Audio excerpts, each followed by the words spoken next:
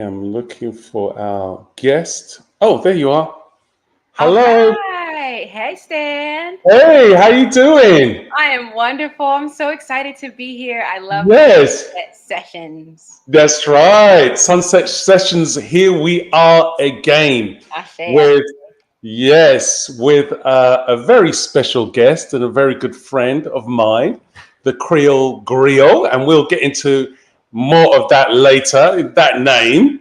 And also the picture behind you. But people are jumping in. So welcome to the Sunset Sessions, which is every Thursday at 7 p.m. And it's not quite sunset outside in Atlanta now, but we are getting there. It's hot in Atlanta in the 90s today. How are you coping with the heat?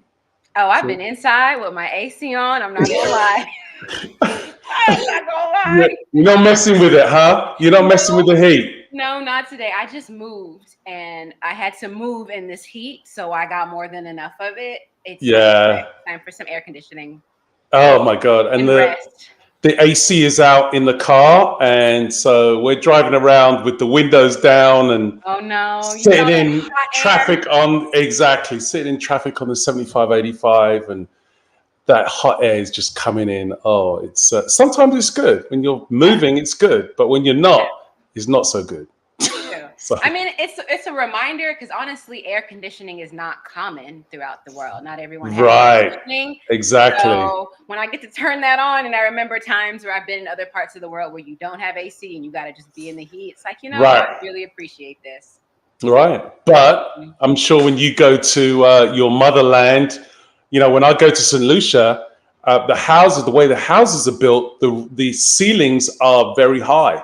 So they're Mm, like steeple type ceilings. So the heat rises. So it's cooler mm, at the bottom, but it's all the heat goes up to the top where no one is. So, nice. they kind of, you don't really need AC out there, but, it's getting more common out there now. So. Yeah. Yeah. But welcome to Sunset Sessions. I'm so looking forward to having this conversation because we got so much to talk about. Yes. Um, and so I'm hopefully I'm going to touch on everything over the next 40 minutes or so and get a lot of your insight. Big shout out going to Jackie Tan, who's joined. Woo! Yeah, Queen, Jackie Tan is right here. the queen of Tambor. That's right. That's We love right. you. Yeah. So, where did we first meet? Ooh, It may have been a ceremony. probably ceremony. I think That's it was right. an ayahuasca Yeah, ceremony. right. Probably Yeah. ayahuasca. Yeah, plant Yeah. medicine ceremony. That's probably where we met and Hmm. made the friendship connection Hmm. for, I don't know, many years now, at least 5, 6 years or stuff. Yeah, we're in So, there. We're in there. right, right, got a exactly. good 5 years. That's right. Yeah, I Yeah. love that. Big shout going out to Sophia, who's on YouTube. And Hey. just in case everyone didn't know, we are broadcasting live or streaming live on YouTube and Facebook at Tambor Party as well. So you can check us out there if you want, if you want to switch channels. But back to the Creole Griot. I like the way Did you I say it. Creole Griot? You put That's a little right. With extra the flair on it. exactly. Now you have been a regular attendee of Tambor, Yeah. yeah, Yeah. since for the last few years you've been coming to Tambor. Yeah. What is it about Tambor that really gets you going and interested? What It's is it about the everything. party? You It's really? everything. Everything. Yeah. It's the intentionality behind it. It's the people who put it on. It's very obvious that Tambor came to us through these vessels who love what they do and Right. put their everything into it. Uh-huh. The detail behind it. I mean, I haven't even gotten to the music, okay? Right, Right? right, right, Just the right. intentionality and the Right. energy. And then when you get yourself into the event and you hear the music, I mean, it's not music that we hear very often. You know, you don't Yes. Yeah. often party to high vibrational music Yeah. that is medicinal at the same time, you know. Right. And it creates a space. It's a very liberated space where people can come no matter who you are, no matter what you look like, no matter how well you dance or you don't Right. dance. You Right. can come and you can just set yourself free and dance and vibe. And so that's why I love tambour. I mean, it is Right. joy inducing for me. Yes. Every time I see there's a tambour, I know that I want to go. If I can't go, I tell everybody go for me and dance. Right. Right. Right. Yeah. Because I mean, the last time I saw you there, not this one, the one before, you and your sister would just went straight to the dance floor, and that Yep. was it from beginning to end. Didn't move, claimed your spot, released Yep. everything.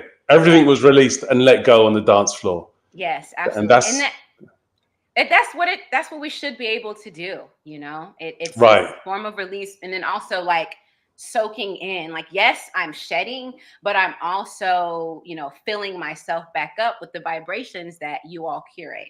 Right. Yeah. Excellent. Yeah. So you know the 15-year anniversary is coming up in August 17th. Okay. It's going to be back at Future Atlanta in the Underground, downtown Atlanta.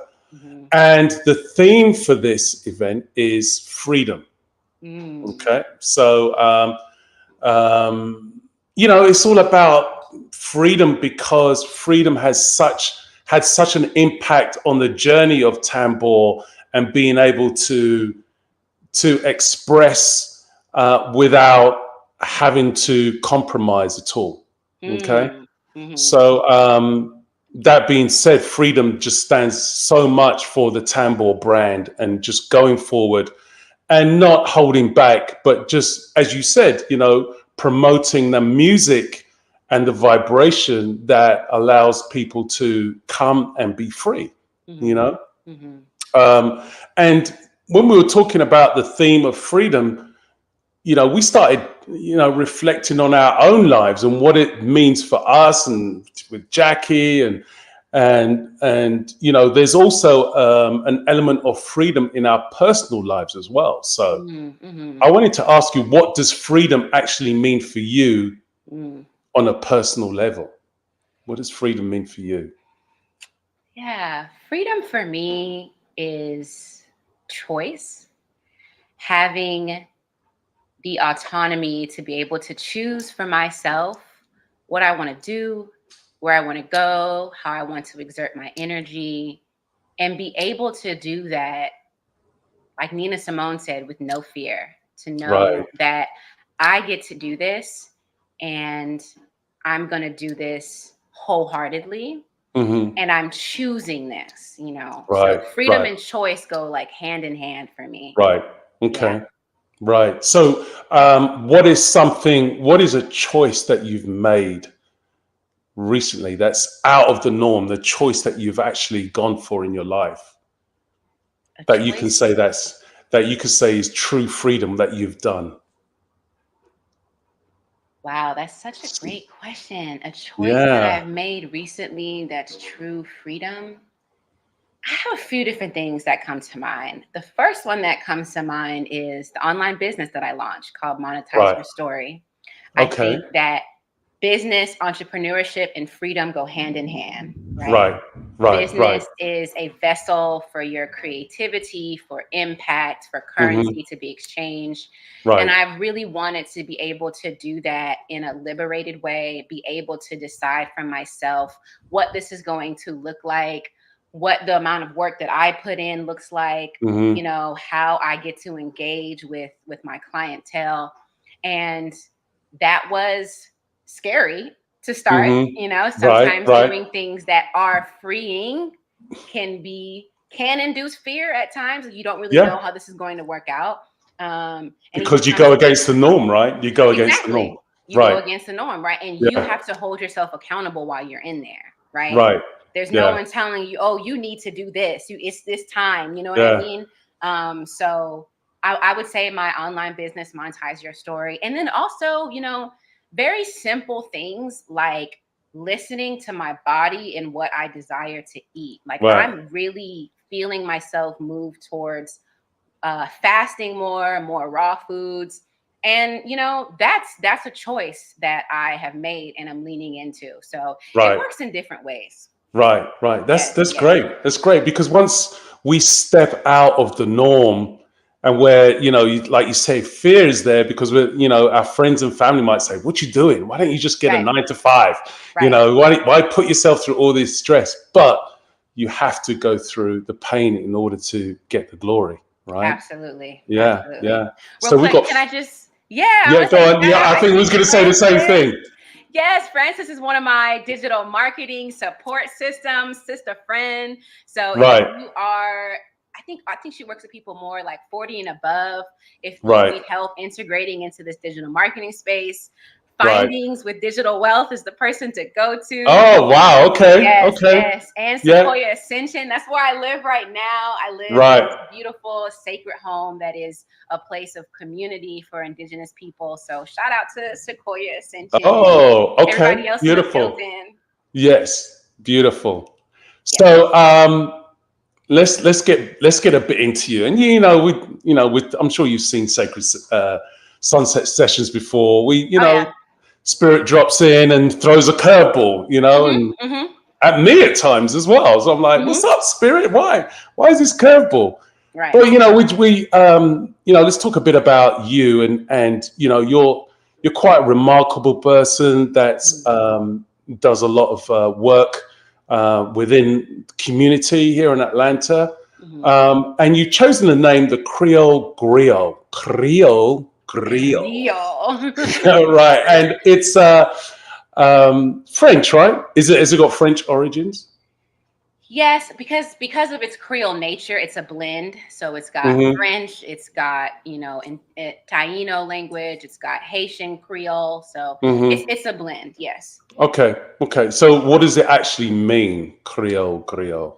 So the Creole Griot, I don't really want to sound so I don't know what the word is, but I Say kind it. of didn't choose it. It really felt like it chose me. I'm just gonna be so honest. Okay, great. And it I can came relate to that. Yeah. Yeah, it came to me during the time when I was sitting with plant medicines more regularly. Hmm. Prior to then, I had not really activated my voice in that way. I Hmm. was not as creative. I wasn't as much on this path of entrepreneurship. And I really do credit that time of my life of sitting with medicine in community, of activating those within me, those dormant desires, those dormant Hmm. capabilities. And I remember, I don't know if I was on a mushroom journey that exact same day. It may have been like a day or so after, but I literally just remember hearing the Creole Griot. And I went, Right. Where'd that come from? what? Right. And it stuck. And Right. I sat with it. It felt right. Then I started to do more research about griots. And this is where, community is so important. Elders are so important. Before the name came to me, I remember I was at Tassili's. Shout out to Tassili's. I'm sitting on the Hmm. bench, about to eat my wrap. And this elder comes, this beautiful elder comes, and she sits next to me. And she's like, "What do you do?" And I give her this long winded explanation Right. of what I do. Right. And she goes, "Oh, you're a griot." Mm. And I said, "What?" She said, "Yeah, you're a griot." We had a short Hmm. conversation, then she walked away. From then on, I immediately started researching what are griots. So between that Right. moment and then the Creole griot just hitting me, I Right. mean, I've just ran with it ever since. Right. You know who is a griot as well, right? You Dave are a Chappelle. griot in some I ways. am. I think you are. Oh. I Oh. think you are. Okay. I think you are. Really? I think you are. I think you are. Yeah, I think Yeah. you are. But Dave Chappelle, okay, yeah, I've never Yeah. thought of him as a griot, but absolutely. Well, he actually came out and said it because from a very young age, he was his mum was talking to him and told him that he was a griot, Mm, and she used to give him all these stories and books and mm, things like that. And from then, that's how he started in this comedy. So his I mum can see actually that. gave him that initial push. I can But see that. Yeah. And I mean, okay, griot culture has evolved so much, yeah, from what they used to be traditionally. We look very different. So right, someone like Dave Chappelle, absolutely. Right. Right. a keeper of stories, a Yes. Yes. presenter, a Right. community person, a Right. pillar in the community that brings people together. So Right. shout out to Dave Chappelle. Okay, when we Dave meet, I'm Chappelle. gonna tell him, Right. yo, All the griots in the griot, house. we in here. That's right. In the griots in the house. Yes, yes. So storytelling is very much a part of your life, isn't it? I mean, Absolutely. right? Because you got a show on WRFG Hmm. where you do your storytelling, and it's what you do professionally now, right? It is. It is. I am now the storytelling associate at the Community Foundation for Greater Atlanta. Oh wow! And my job is to communicate stories around our impact. So we are a community foundation that supports nonprofits that do work around building equity in Atlanta, particularly in Hmm. areas of housing, power and leadership, arts and culture, and then place-based. So we pick particular places in Atlanta like Okay. Thomasville Heights and College Park that we put attention towards. And my job is to go into the community, interview people who have received grants, who have been impacted, interview donors, advisors, and to tell those stories. So, in many areas of my life, I'm a storyteller. Right. Okay. And I mean, Jackie and I was just talking before the interview about how it's good that organizations are actually seeing the importance of storytelling, right? Yes. Because storytelling was very much something that you did at home. Mhm. Before you go to bed, your grandparents would sit the kids down and tell them stories, right? Mhm, mhm. Some fictional, some fact, but it was very much a part of what was going on in the Mhm. home life. So it's really good that organizations are seeing the importance of storytelling. But let me ask you this: is storytelling still a part of home life, or do you think that's something that's been forgotten about? You know, I will say I agree, first of all. As a storyteller, I'm so glad that what I do is being recognized and, emphasized in this way. Right. And then in terms of whether or not I think storytelling in the home has been forgotten, I just listened to this podcast. If anyone knows Juju Bay, she has a podcast called A Little Juju Podcast, and she had this Hmm. episode about forgotten recipes. And Right. she was talking about what we do as a people that has been forgotten, not just not just grandmama's biscuits and pies, like, Right. as well as what we do as people. Right. And I do think sitting around telling stories has faded in a way. It's not as common. The Right. television is where we do that now. We sit and we Right. watch stories, but you Right. don't necessarily take in stories as much. Like, even myself, I didn't grow up hearing stories. Right. And I have asked many people in my life and my family to tell me stories from IET, and they don't remember. They Right. say, I heard those when I was a kid. I don't remember.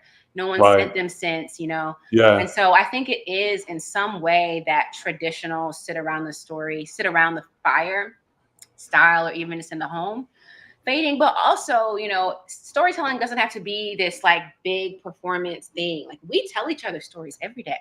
Hmm. I'm sure when Right. Jackie comes home and you all talk, she's telling you what Right. happened today. You're telling her what happened today. We tell each Mm. other stories. Right. Right. And so I always encourage people, ask your parents about their lives, ask your grandparents, talk to your siblings, like, find out what experiences people are having, because those are some of the most important stories around us that needs to be preserved. Right. Yeah. And there's more to storytelling as well. The way I see it, storytelling for me is passing on jewels of wisdom. You know, Absolutely.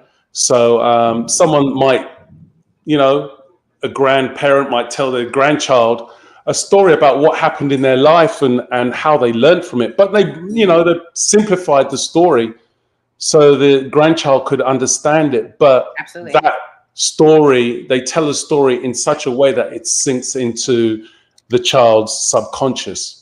So there's Mhm. like, so as they get older, they was like, oh, okay, I remember I was told this story and Yep. it meant this, and the moral of the story is blah blah blah. So Yeah. I find stories very meaningful and very necessary in today's culture, and society, Yeah. So when you tell stories, do you tell stories from that you've read yourself from books, or do you actually write stories as well? I mostly tell stories that I've read or that I've seen other storytellers tell. And I am writing. And one thing I love about this job now is it has me writing more. It's Okay, exercising that skill. right, So there's definitely some stories all up in here on my own. I used to do that more as a child, but I see that coming out more. But right, mostly stories that I get from books. yeah. It's funny that you called me a griot because um, I've never seen myself as a griot before, Mhm, mhm, mhm. But as we sit down and we talk, what's popped up for me is sometimes when I sit down in the mornings, I I get these stories, Mm, and I think to myself, how am I going to present this story? So I would mhm, take this this story, mhm, okay, or whatever's happening, and I would put it into context and file it away. And I mhm, may never tell that story, mhm, okay, but like this morning, I knew I'll be talking to you today. So in sitting down, I would listen to what needs to come up mhm. in this conversation. So give you some background into what goes on in up there. Yeah, I love it. But let me ask you this: when you tell stories, at what point does the griot step in as spirit and take over the story, telling the story? Or I, does it step in? I think that happens when I step back and drop in.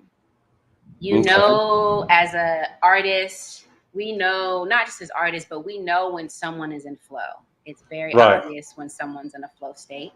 Right. I think that happens when I'm not so conscious. Oh my God, there's people in front of me. Oh, I'm telling a Right. story. Am I going to Right. mess Right. up? Oh, what was Right. next part? Right. When Right. those things drop and they're silenced, then I'm able to just be present. I Hmm. think that's when all the griots within me, you Right. know, come and say, okay, let's do this. Right. Yeah. And how does that actually look? How does it? Do you step out and just watch what's going on, or are you conducting? It varies. I listen, one of my favorite storytellers is Jan Blake. Hmm. And she has a retreat coming up in Wales, actually called Africa Dreaming. What, And Wales, England? Wales, Wales, England? England, yes. Okay. And I Okay. wanted to go, but it didn't align. But hopefully next year, y'all pray for me. Next year, I'll be there. Right. Pray, pray, Um, pray. but I was on one of her sessions, and someone asked her what's her process, and it really resonated with me. Hmm. She said that her process isn't a very formal process, but what really stood out to me was what she does, and I have a similar way of doing it, is I take in the story and I am watching the story in my head and I'm just telling you what I see. Hmm. So I see it in my mind and I'm just translating and telling you, okay, so this is what's happening. Then this happened, they did that, and oh my God, Right. you Right. know? Right. So Right. it's a blend of the two. And so through that, there are times where I sort of get out of my body and see what's happening. Like I remember I just did a storytelling competition in South Carolina. And I Hmm. had a very vivid moment where I saw the view from the whole room, Mm. mostly because I could feel that people were locked in. And there Right. was just this room full of people that were just like, and we were on this ship together. Right. So Right. yeah. Interesting. Interesting. So, you tell stories mainly to children? I love telling stories to children. They're my favorite audience to tell stories Right. to, because they're very present. They really participate. But I tell stories in to all audiences, all Right. types of audiences. I really enjoyed the first competition that I did in South Carolina a couple months ago.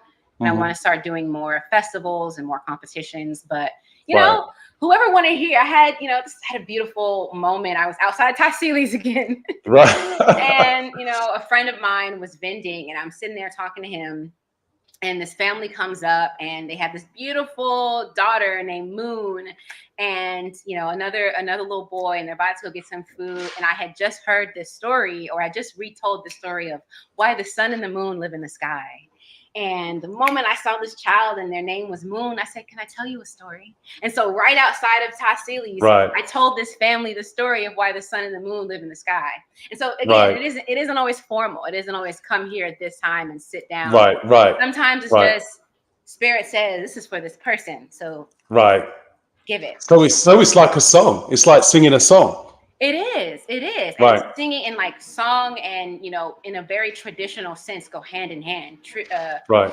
Ancient griots would tell history through songs. Right. Through, they would also play the kora or other traditional instruments. They Mhm, were performers, right? And just like you Right. said, I love how you said like ingraining stories into your consciousness.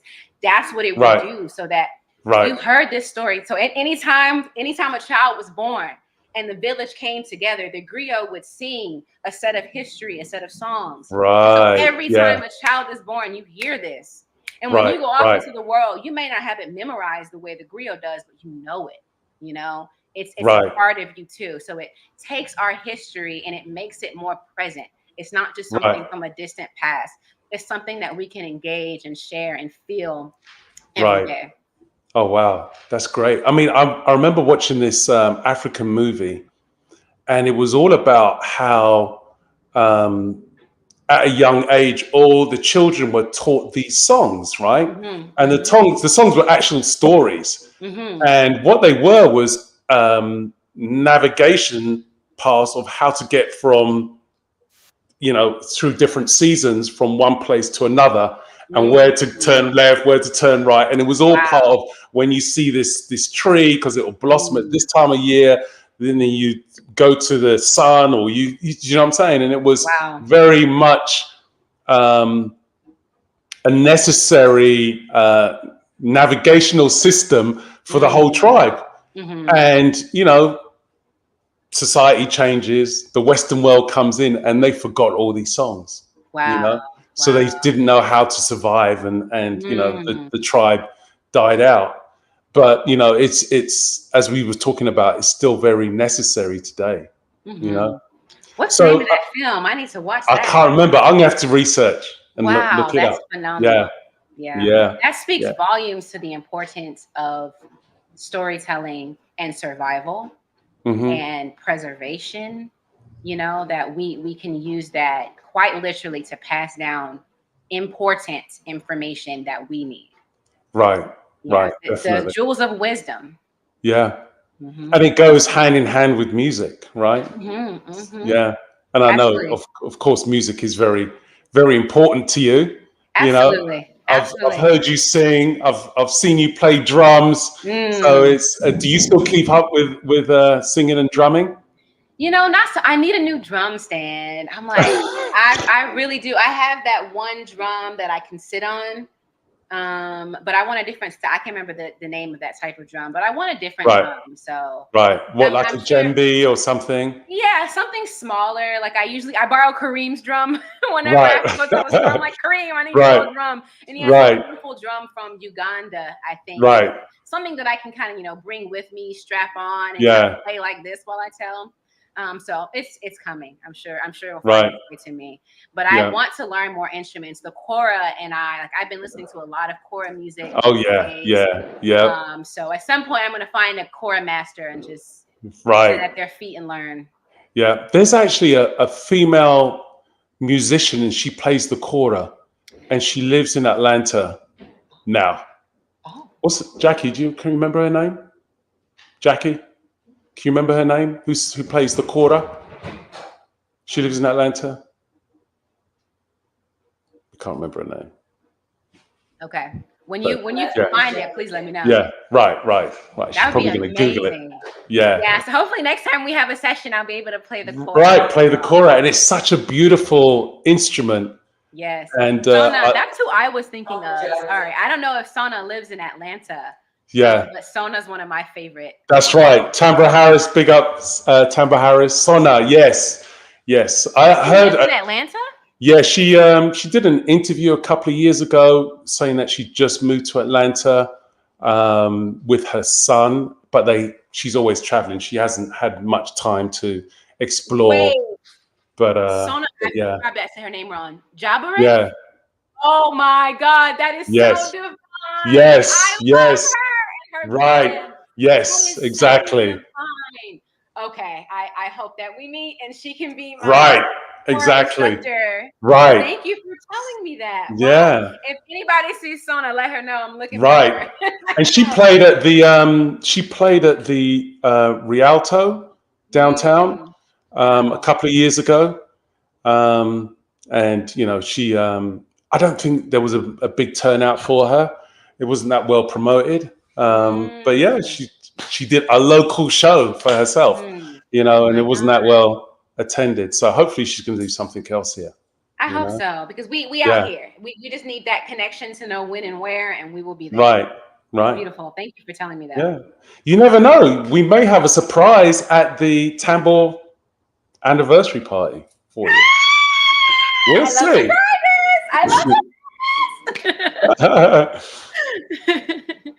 yes. Okay, Tambra is saying she's written her name down plenty of times for my dream show. Exactly. I say dreams come Yeah, true. that's right. That's right. Who knows? We'll see. Mm-hmm. See what can happen. Love that. Yeah. So let's get back to you. And what is your North Star in terms of where you want to go with your storytelling? Because it is you. It's your life. It's your passion now. And as I always say, it's very rare for people to find their passion. And on Sunset Sessions, we're quite fortunate because the people that we bring on the live stream are all people who have true passions. So you're someone that I see who has a true passion in life. And one thing about having a true passion, the world works out for you, right? You get the work, you get the jobs, you get the money, you get the accommodation when you need it, and whatever it looks like, you're happy with because you have a chance to express your passion. So what does your North Star look like in terms of where you want your passion to go? If you want to share that. That's such a phenomenal question. I don't know that I've necessarily answered that for myself. But what comes up for me in terms of my North Star, I think it blends again with sovereignty, impact, love, joy, some blend of those things, Right. Sovereignty is very important to me. And in terms of what? Sovereignty in terms of? In terms of, again, freedom and choice, being self-sufficient. That's really important to me, being self-sustainable, not being bound to laws that feel oppressive to me, not being obligated in any way to a system that has harmed me and my ancestors. Right. That's what I mean by sovereignty. Right. And I do see my passion being the key that will unlock that for me. Right. Because like you said, when you live in your passion, you're living on God's payroll. Right. Exactly. I heard you say that before. You're living on God's payroll, right? That's right. That's right. And I've really come to accept that the abundance that I experience through my passion far surpasses the abundance I can acquire through the system of traditional work. And there's nothing wrong with that. I just know, do I want to get capped here or do I want to be limitless? I'd like to be limitless. Right. And so some blend of those things where I am a sovereign being who is in community, who is doing impactful work, and being able to create what I want, what I feel, Spirit creates through me. Right. And that's a really good answer, you know, because you're allowing, as you say, spirit to actually move through you and guide you where you want to be or where you need to be, right? Absolutely. Absolutely. And I'm a firm believer of generational wealth. Mm-hmm. And I'm not talking about monetary generational wealth. I'm talking Mm-hmm. about, you know, passing on those jewels that of experience and knowledge onto your descendants, Yeah. right? So gathering all that experience and all those jewels and being able to pass them on to your descendants is is great, and I think that's something that you're kind of conjuring up, you Mm-hmm. know, conjuring up Absolutely. there. Yeah. Yeah. Whenever I think of generational wealth, Stan, you are one of the first people to come to mind. And Okay. that's because you said that exact same thing. We may have been at a naming ceremony, I believe, Hmm. and you talked about what you just said. Right. And I had never thought of generational wealth in that sense. Right. It's because it's always so attached to finances Right. that when you said that, I mean, it illuminated something in me and it made Right. me even cherish, like, for example, I have this beautiful, like, lighthouse post that my grandmother gave me as Hmm. a child. You know, that is generational wealth to me, something Right. that's passed Yes. down. But then Right. I have practices, right? I do Right. things that my mother used to do. Right. That's generational wealth, and Right. those things elevate me. I have stories of my grandmother and my grandparents' life. That is also generational wealth, Right. generational wisdom. So Right. I always think of you, and I thank you for making that distinction that Yeah. generational wealth is not just about passing down money. It's not just about Right. passing down homes. It's that Yes. knowledge that your Right. children will need to survive and Right. will need to be able to navigate in this lifetime. So That's right. That's thank you for right. saying that. You're most welcome. You're most welcome. So, as we draw to a close, it's been really good talking to you. Are there any shout outs that you want to give to anyone? I mean, it's like, Shout outs. Let me see. Looks like Gun La Vie Motivation is in the building. That's a brother right, of Haitian descent. Shout out to you. Masculine energy that is all about elevating yourself and just connecting to ancestors and becoming your best self. So hmm, I love that. I think I shouted out other people. Oh, before we have to shout out my sister. So this is a Jadu original, Touch of I was Jadu. going to ask you about that. I was going to ask you about it. That looks amazing. I Is it love, Eshu or is it? you know, she calls it Sankofa love. And Okay, she would have to tell you more. I wish she was in here. Loki, right, I'm gonna have to yell at my family because I don't see none of my family. That's okay. That's okay. I got other family members in the building. right, But right, she's with my beautiful niece. But she would right. have to tell you more about the inspiration. But this is Hmm. my favorite. I love this piece. Right, So, right, you know, and I love the concept of Sankofa. So, right. yeah. Beautiful, beautiful. I'm gonna have to get a print of that. I don't know if you can get it. I'm not gonna lie. Right. I think there's one of one, and I have it. We'll And see, hopefully. But I'll distract you. I was like, "What's over there? Look, look, what's over food, there?" food. Look. You know what distracts me, Stan? You know it's food. Exactly, exactly. Every Yeah. 15 minutes, it's got to be something, some food. Okay, listen, as soon as we get off, I'm going back to my meal. Right, there you But go. she made the canvas. She Right. made the canvas herself. She's done a Mm-hmm. lot of really cool, funky style canvases, put all the cowrie shells on there. So I think cowrie shells is a theme, you know, Right, abundance and currency and feminine right. ancestral It's energy. That's the right. theme. Excellent. Yes, yes, Cool. yes, yes. So So Stan, how do people get in touch with you? you get in touch with me through Instagram, the Creole Griot. If you want to get in touch with my business, where I teach you how to monetize your story, that's monetize underscore your underscore story. You can Right, reach out to me at email, thecreolgriot right. at gmail.com. And yeah, stay connected. And do you want to just finish off with like a very short story? Yes, I was going to ask, do we Right. have time for a Yes. story? Yes. Of course we Okay. do. Lovely. Let's Okay. finish off with a blast, with a nice Awesome. story. Awesome. Okay, Yep. so I heard this story from Iya Funlayo from Ashe Ire. Mm-hmm. And I will start by saying I have only ever heard this story one time, but you only need to hear a powerful story once for it to really resonate with you. Right. So, Stan, you're the only person that I can hear. So, if you want to hear this story, when I say tambour, you say party. Right. Tambour. Party. Tambour. Party. So, Obatala, the king Mm. of kings, was the fisherman of his town, but not just any fisherman. Mm. Obatala was the fisherman of fishermen. Mm. Everyone came to Obatala on market day because they knew that he would have the biggest, the freshest catches. And Obatala was a kind man. He loved his people, and sometimes they didn't quite have the money to pay. And so Obatala would say, "That's okay, pay me next week, no worries." But when Mm. time came to collect, person after person took advantage of his kindness and never gave him the money.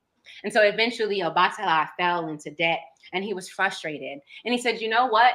I will go and become a farmer." So Obatala took to the land and he learned how to plant foods. But again, Mm. he wasn't just any farmer. He was the farmer of farmers. Mm. Everyone loved Obatala's produce. He had the sweetest yams, the most golden corn. And once again, he had a heart of pure gold. And so when his people came to him and was $1 short or $2 short or didn't have enough money, he said, "Don't worry. You can pay me next week." But when next week came and he knocked on people's doors, he came to collect. Once again, they didn't have it. And so frustrated, Obatala decided that he would change professions again, but he needed a change of scenery. So he decided to go to the village next to him. On his way to the village, he met an engineer. And as he studied engineering, he became the builder of builders. He became an Mm. architect in this new town. He could build roads that went on for lifetimes. He could build buildings that reached up to the heavens. And Obatala settled into his new town. He got word that his village was looking for a king. And Obatala decided that he would return home. When Obatala returned home, all of the men who wanted to be king lined up in front of the court. And the courtmen said, "We are in desperate need of a king, but we need a king who knows and loves his people. We need a king who knows our waters, a king who knows our lands, a king who can build roads and can build buildings. Who of you men desire to be king?" And one by one, every man stood and said, "I am the best fisherman. Mm-hmm. No one's going to touch my fish." Had nothing else to say. The next Mm. man came and he said, "I am a phenomenal farmer. My yams beat no other man." He had Mm. no other offerings. One by one, until the courtmen got to Obatala, and Obatala said, "I am a man of my people. I am Mm. kind to my people. I love my people. I know our waters. I know our lands. I know our roads, and I can build buildings." And they said, "Obatala, you are our king." Mm. Ashe. That's the Ashe. end of that story. That was beautiful. Thank you. Was that meant for me being a batala, or you just You know, spirit works through That's me. exactly works Spirit works. in the best ways. I love that Absolutely. story. That was Thank great.